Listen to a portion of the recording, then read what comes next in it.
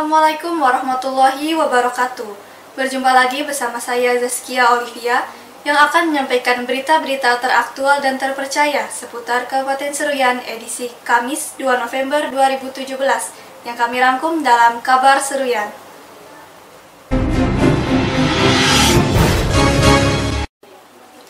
Anggota Dewan Perwakilan Rakyat Republik Indonesia Daerah Pemilihan Kalimantan Tengah Rahmat Nasution Hamka menegaskan bahwa dirinya siap untuk memperjuangkan dalam penyelesaian masalah pembangunan yang ada di Kabupaten Seruyan.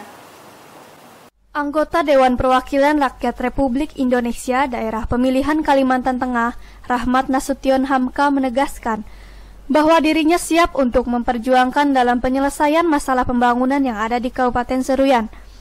Hal tersebut disampaikannya pada saat memberikan pidato acara pelantikan Ketua baru Himpunan Kelompok Tani Cabang Kabupaten Seruyan di Gedung Serbaguna, Kuala Pembuang, Rabu malam. Yang mana acara tersebut juga dihadiri oleh Sekretaris Daerah Kabupaten Seruyan dan anggota legislator yang juga Ketua Komisi 1 DPRD Kabupaten Seruyan Haji Bambang Yantoko. Dalam kesempatan itu, Hamka menerangkan permasalahan pembangunan yang sering ia dengar dari pemerintah daerah Kabupaten Seruyan, yakni terkait status kawasan, sehingga Seruyan kesulitan dalam membangun berbagai infrastruktur. Mantan anggota DPRD Kalteng ini juga meminta agar pemerintah Kabupaten Seruyan mempersiapkan data-data terkait dengan permasalahan status kawasan, serta rencana pembangunan yang ingin dilaksanakan pemerintah daerah. Hamka menegaskan, selama kawasannya tersebut akan diperuntukkan pembangunan seperti jalan, jembatan, dan fasilitas umum lainnya, maka ia siap memperjuangkan kawasan tersebut di tingkat pemerintah pusat.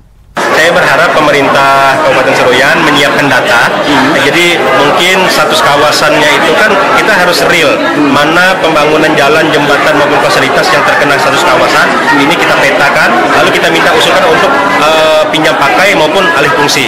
Dan nantinya kita berharap Kementerian Kehutanan, Lingkungan Hidup segera memprosesnya. Dan saya selaku wakil rakyat yang Kalimantan Tengah yang ada di DPR RI ya akan terus memperjuangkan sampai ini jangan sampai status kawasan ini menghambat pembangunan di daerah. Tim Liputan Seruyan TV. Pemerintah Kabupaten Seruyan menggelar rapat koordinasi teknis atau Rakornis, Balai Penyuluhan Pertanian, Perikanan, dan Kehutanan BP3K, Mantri Tani, Penyuluh, dan petugas teknis lainnya se-Kabupaten Seruyan tahun 2017 yang diselenggarakan di Aula Bapeda Kuala Pembuang, Kamis 2 November 2017. Rapat koordinasi teknis atau Rakornis tersebut dibuka secara resmi oleh Sekretaris Daerah Dr. Andes Haryono MM. Dihadiri Wakil Ketua 2 DPRD Kabupaten Seruyan, Forum Koordinasi Pimpinan Daerah, Kepala Dinas Ketahanan Pangan dan Pertanian Kabupaten Seruyan, serta para penyuluh lingkup se-Kabupaten Seruyan. Sebagaimana yang telah diamanatkan dalam Undang-Undang Nomor 16 Tahun 2006 tentang Sistem Penyuluhan Pertanian, Perikanan, dan Kehutanan, bahwa penyelenggaraan penyuluhan menjadi wewenang dan tanggung jawab pemerintah daerah. Dalam hal ini, Dinas Ketahanan Pangan dan Pertanian Kabupaten Seruyan mempunyai tanggung jawab dan memiliki tantangan yang cukup berat, karena para petugas penyuluh DKPP yang bertugas di lapangan sebagai ujung tombak dalam pembangunan pertanian di Kabupaten Seruyan. Ini menjadi perhatian pemerintah secara bersama baik dari sisi kualitas maupun kuantitas. Keberhasilan pembangunan pertanian tidak hanya ditentukan oleh kondisi sumber daya pertanian yang baik, tetapi juga ditentukan oleh peran penyuluh pertanian yang aktif dan mampu menguasai, serta dapat memanfaatkan dan mengembangkan ilmu pengetahuan dan teknologi. Dalam sambutan tertulis Bupati Seruyan Haji Sudarsono SH yang dibacakan oleh Sekretaris Daerah, ia menekankan kepada para penyuluh pertanian agar menerapkan karakter-karakter penyuluh yang dibutuhkan di masyarakat, dan diharapkan para penyuluh menjadi ujung tombak berhasilnya program pembangunan pertanian di pedesaan, yaitu dengan memberikan pendampingan, bimbingan, serta pembinaan kepada para petani di wilayah kerja masing-masing.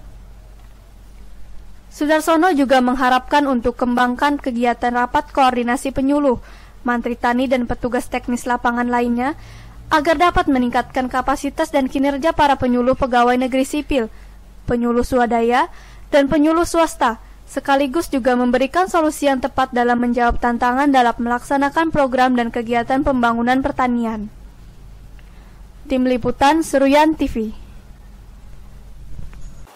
Dalam rangka persiapan pemilihan Kepala Daerah tahun 2018, Komisi Pemilihan Umum Kabupaten Seruyan menggelar perekrutan Program Pengembangan Kecamatan atau PPK dan Panitia Pemungutan Suara atau PPS. Komisi Pemilihan Umum Kabupaten Seruyan menggelar perekrutan Program Pengembangan Kecamatan atau PPK dan Panitia Pemungutan Suara atau PPS untuk Kecamatan Seruyan Hilir, yang dilaksanakan di kantor KPU Seruyan, Kamis 2 November 2017.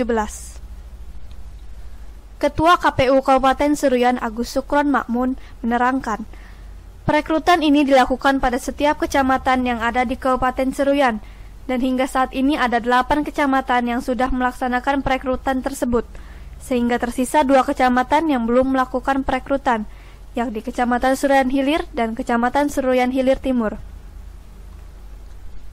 Dalam perekrutan PPK dan PPS tersebut, KPU melakukan seleksi dengan tes wawancara dan tes tertulis, serta pendaftarannya terbuka untuk umum asalkan memenuhi persyaratan yang telah ditetapkan.